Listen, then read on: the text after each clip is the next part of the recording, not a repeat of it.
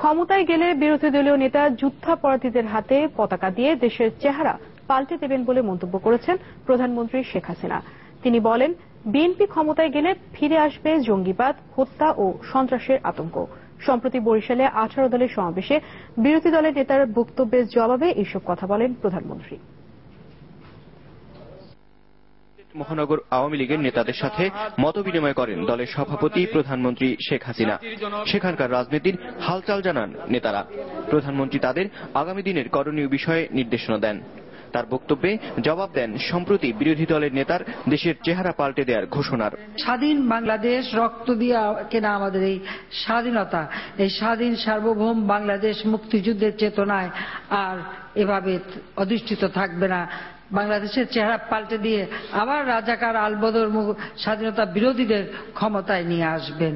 সেভাবেই তিনি বাংলাদেশের চেহারা পাল্টে দেবেন, সেটাই তিনি বলেছেন। এরকম অনেক বিষয় তুলে ধরে শেখ হাসিনা বলেন, অর্থনীতি, অবকাঠামো, শিক্ষা সহ সব ক্ষেত্রেই দেশ অনেক এগিয়ে গেছে। তবে বিএনপি ক্ষমতায় আসলে আবার পিছিয়ে যাবে। আজকে অর্থনৈতিকভাবে বাংলাদেশ এগিয়ে যাচ্ছে, কাজে এই বাংলাদেশ উনি আর রাখবেন না। আমাদের বৈদেশিক মুদ্রা 12 বিলিয়নের উপর আমরা আনতে সক্ষম হয়েছি।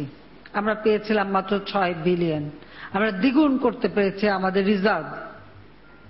সেই রিজার্ভ যে দ্বিগুণ করেছি, উনি আবার চেহারা পাল্টে দিয়ে ওই 12 বিলিয়ন থেকে আবার 6 বিলিয়নে নামিয়ে আনবেন। ভুল করলে জনগণ শাস্তি দেবে। বেগম জিয়ার এমন এক বক্তব্যের জবাবে প্রধানমন্ত্রী বলেন, গত আমলে তারা যে অপরাধ আর দুর্নীতি করেছে সেসবের শাস্তি এখনো শেষ হয়নি।